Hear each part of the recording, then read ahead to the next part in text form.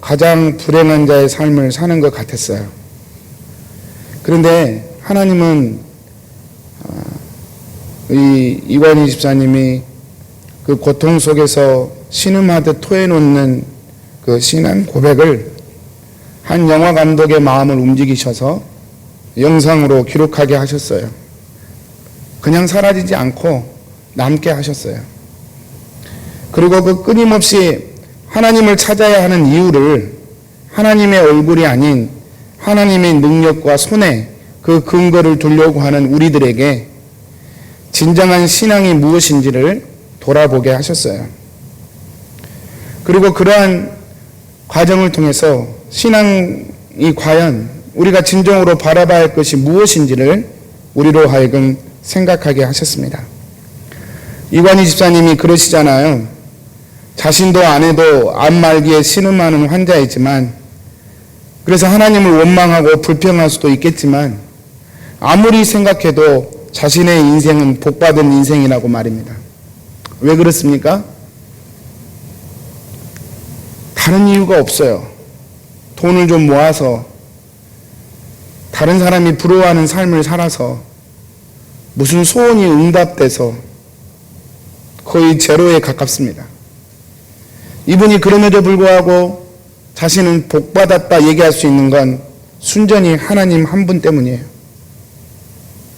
예수님을 만났기 때문이죠. 그 주님으로 인해 자신은 고되고 힘든 삶이지만 여전히 감사하고 복되다고 고백하는 것입니다.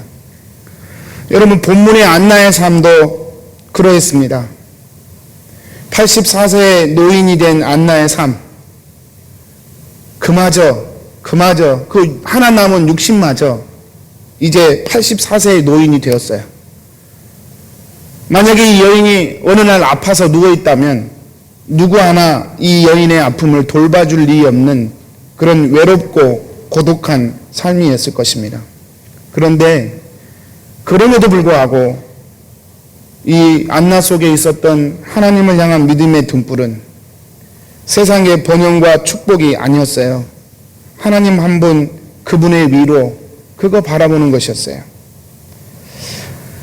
그리고 시간이 날 때마다, 그래서 이 안나의 삶을 37절, 38절 말씀에 보면 이 안나는 시간이 날 때마다 성전을 찾았다.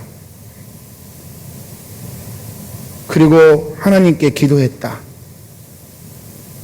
이 안나가 인생을 어떻게 살았는가를 알 수 있죠. 하나님의 위로만을 구했어요. 하나님의 위로만을 바랬어요.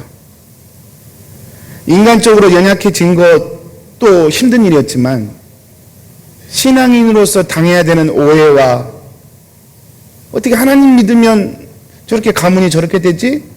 라고 하는 오해들 속에서 안나가 진정으로 바라봤던 위로는 하나님의 위로 그 하나였습니다.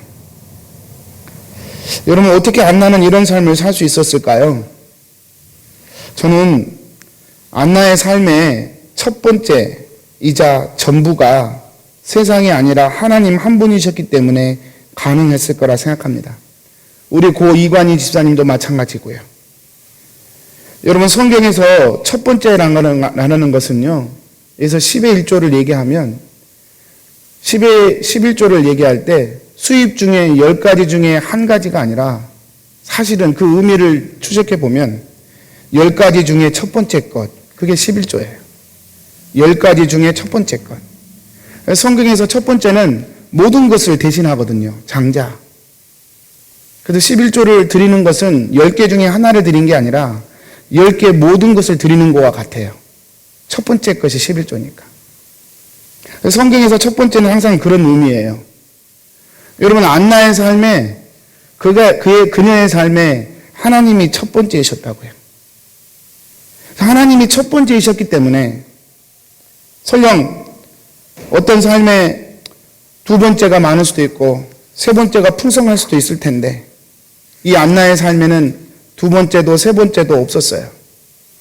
그러나 그럼에도 불구하고 그녀가 소망을 포기하지 않고 희망을 거두지 않고, 아니 오히려 이 교회사가 기록하는, 성경이 기록하는 성경은 그녀의 삶을 선지자라 기록하잖아요. 한 사람도 알아보지 못해요. 아무도 예수님이 하나님의 아들이 예수로 아기로 자신들 앞에 왔지만 알아보지 못해요. 역설적이지 않습니까? 나는 틀림없이 하나님의 복을 많이 받았어. 그래서 물질도 이렇게 많고 친구도 많고 자녀들도 잘 됐어. 나는 틀림없이 하나님의 복 받은 사람이야. 그리고 나는 이렇게 성전도 출입하니 나는 틀림없이 하나님의 자녀이고 축복받은 사람이야. 라고 자부했을 그 예루살렘 성의 수많은 이스라엘 사람들. 아이러니하죠? 한 사람도 예수님을 못 알아봤어요. 하나님의 아들이 자신들 앞에 왔음에도 불구하고 그들은 여전히 의식과 절차를 반복할 뿐 하나님이신 그 아기 앞에 절하지도 예배하지도 않았어요. 여러분 왜 그랬을까요? 저는 그들에게 하나님이 첫 번째가 아니었기 때문이라고 생각합니다. 그들에게 하나님은 첫 번째가 아니었어요. 그들에게 하나님은 늘 두 번째, 세 번째였어요. 첫 번째 그 무언가를 이루어줄 사다리. 첫 번째 그 무언가를 이루어줄 도구로 하나님이 필요했던 것이죠. 그래서 그들 하나님의 축복을 측정할 때도 늘 그런 것으로 축복을 측정했던 것이죠. 그러나 안나는 반대였어요. 하나님이 첫 번째이셨어요. 두 번째, 세 번째가 있으면 감사하지만 그 설령 없다 하여도 첫 번째이신 하나님이 내 삶에 가득하면 내 삶에 또한 가득한 것임을 그녀는 믿었어요. 여러분, 이것이 안나의 삶이었습니다. 저희가 대강절 두 번째 절기를 보냅니다. 하나님이 누구에게 오실까? 예수님이 누구의 마음에 오실까? 여러분 누구의 마음에 오시겠습니까?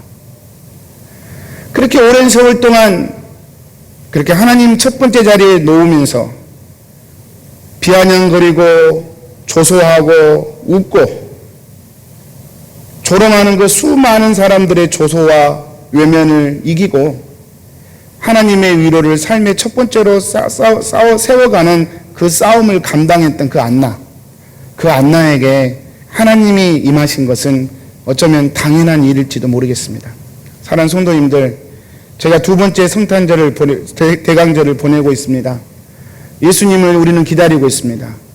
다시 오실 것을 기다리고 또 첫 번째 오셨지만 그 오심이 우리 마음속에 다시 한번 재현되고 실제되기를 우리는 사모하고 있습니다.